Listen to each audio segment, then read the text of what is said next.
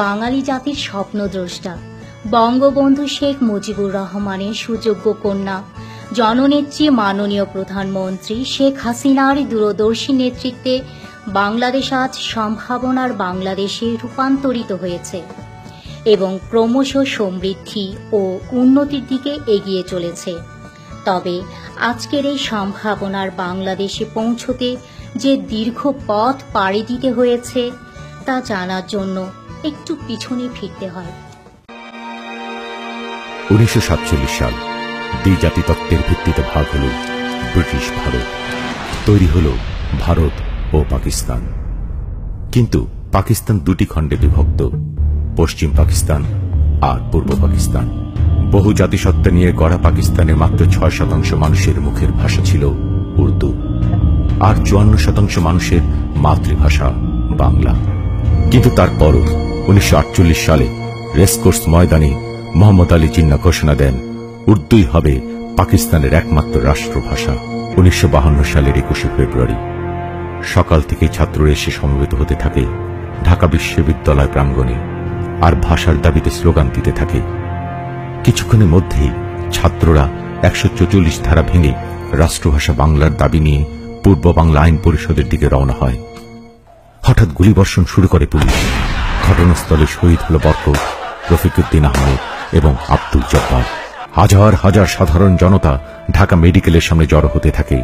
টলে উঠে পাকিস্তানের কেন্দ্রীয় সরকার। জনরোষ গণ আন্দোলনের মুখে 1956 সালে সংবিধানে বাংলা ভাষাকেই পাকিস্তানের অন্যতম রাষ্ট্রভাষার স্বীকৃতি দিতে বাধ্য হয় তারা।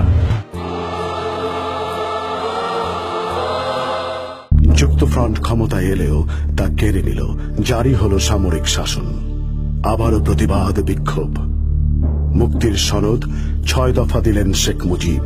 জোরালো হল স্বাধিকারের সংগ্রাম। গণ অভ্যুত্থানে টলে উঠল সামরিক শাসক আইয়ুবের মসনাদ।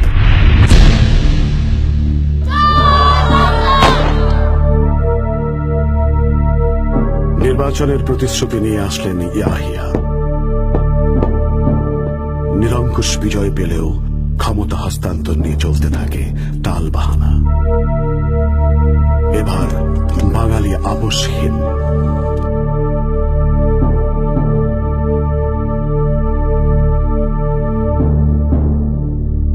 স্বাধিকারের সংগ্রাম গড়ায় স্বাধীনতায় বাঙালির এক দফা। 1952 সালে রক্ত দিয়েছি, 1954 সালে নির্বাচনে জয়লাভ করেও আমরা গদিতে বসতে পারি নাই। 1958 সালে আইয়ুব খান মার্শাল ল জারি করে 10 বছর পর্যন্ত আমাদের গোলাম করে রেখেছে। 1967 সালে 6 দফার আন্দোলনে 7 জুনে আমার ছেলেদের গুলি করে হত্যা করা হয়েছে। 1969 সালে আন্দোলনে আইয়ুব খানের পতন হওয়ার পরে যখন ইয়াহিয়া খান সাহেব সরকার নিলেন, তিনি বললেন দেশে শাসনতন্ত্র দেবেন, গণতন্ত্র দেবেন, আমরা মেনে নিলাম। আজ বাংলার মানুষ মুক্তি চায়, বাংলার মানুষ বাঁচতে চায়, বাংলার মানুষ তারা আজ তার অধিকার চায়। এবারের সংগ্রাম আমার মুক্তির সংগ্রাম, এবারের সংগ্রাম স্বাধীনতার সংগ্রাম।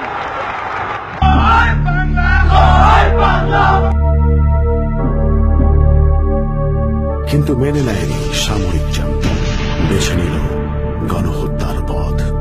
রুখে দাঁড়ালো নিরস্ত্র মানুষ। ন্যায্যতার দাবি নিয়ে এগিয়ে চলে মুক্তির সংগ্রাম। নির্বাচিত জনপ্রতিনিধিদের নিয়ে গঠিত হয় মুজিবনগর সরকার। দেশকে শত্রুমুক্ত করার প্রত্যয়ে মুক্তিযোদ্ধারা জীবন বাজি রেখে লড়তে থাকে। পাশে দাঁড়ায় বিশ্ববাসী।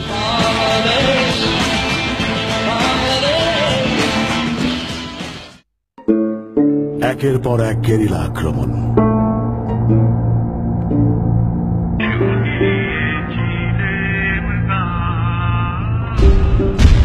দিশেহারা পাক সেনারা এগিয়ে আসে বিজয়ের ক্ষণ। ঠিক তার আগে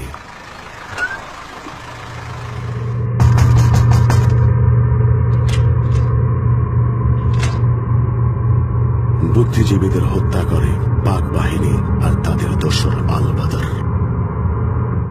৭১-এর ১৬ ডিসেম্বর আত্মসমর্পণ করে পাক বাহিনী। মুক্ত হয় বাংলা, বাংলাদেশ।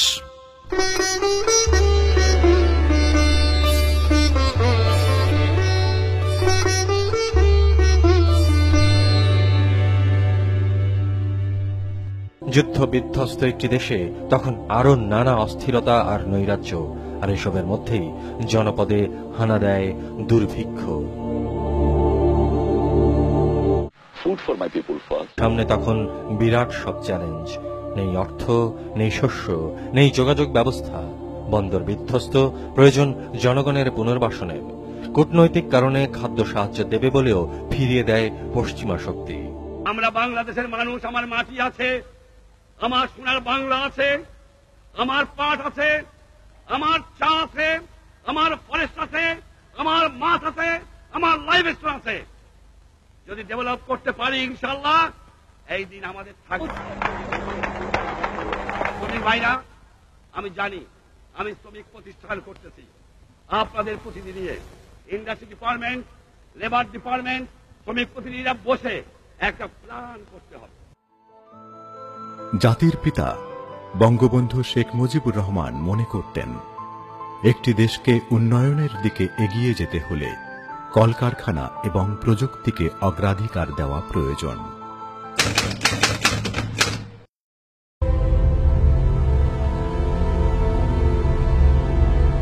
জাতির জনক বঙ্গবন্ধু বলেন, আমি বাঙালি, আমার বুকে কোনো বাঙালি গুলি চালাতে পারে না।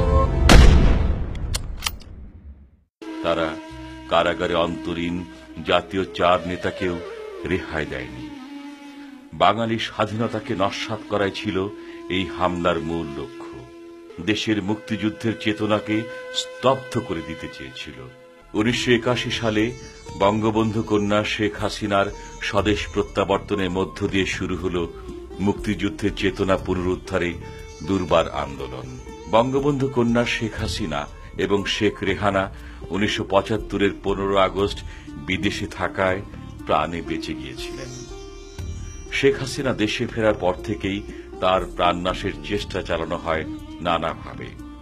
জনগণের বিপুল রায় নির্বাচনে বিজয়ী হয়ে জননেত্রী শেখ হাসিনা বঙ্গবন্ধুর স্বপ্নের সোনার বাংলা গড়ার মধ্য দিয়ে সাধারণ মানুষের ভাগ্য উন্নয়নের কর্মসূচি হাতে নেন। ক্ষুধা ও দারিদ্র্যমুক্ত দেশ গড়ার অঙ্গীকারে মানুষ যখন ঘুরে দাঁড়িয়েছে, ঠিক তখনই শুরু হয় নতুন চক্রান্ত।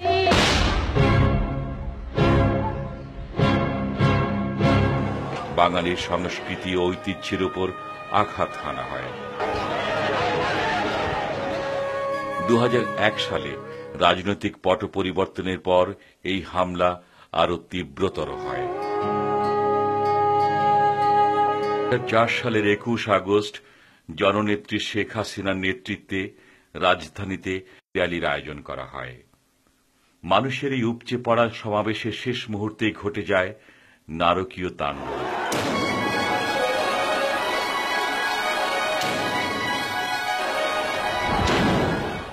বাংলার মেহনতি মানুষের নেত্রী, গণপ্রজাতন্ত্রী বাংলাদেশ সরকারের মাননীয় প্রধানমন্ত্রী শেখ হাসিনা উন্নয়নের লক্ষ্যে নিরলস কাজ করে যাচ্ছেন।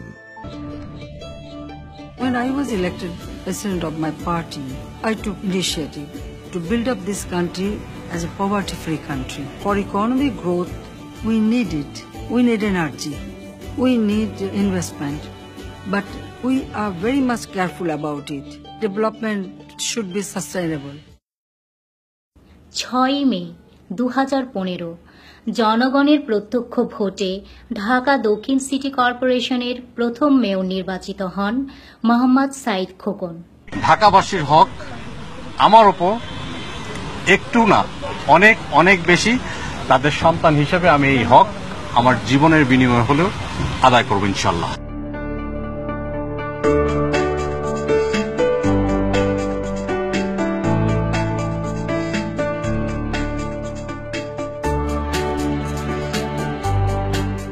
নগর ভবন ঢাকা দক্ষিণ সিটি কর্পোরেশনের প্রধান কার্যালয়। সুন্দর ও বাসযোগ্য নগরী উপহার দেওয়ার লক্ষ্যে এখান থেকেই মেয়র মহোদয়ের সকল কর্মপরিকল্পনা পরিচালিত হয়। ঢাকা দক্ষিণ সিটি কর্পোরেশনের মাননীয় মেয়র জনাব মোহাম্মদ সাইদ খোকন স্বাচ্ছন্দ্যপূর্ণ নগর জীবন গঠনের জন্য বেশ কিছু পদক্ষেপ গ্রহণ করেছেন।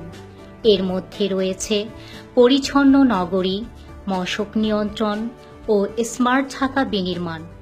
সে লক্ষ্যে তিনি নিরলস কাজ করে চলেছেন।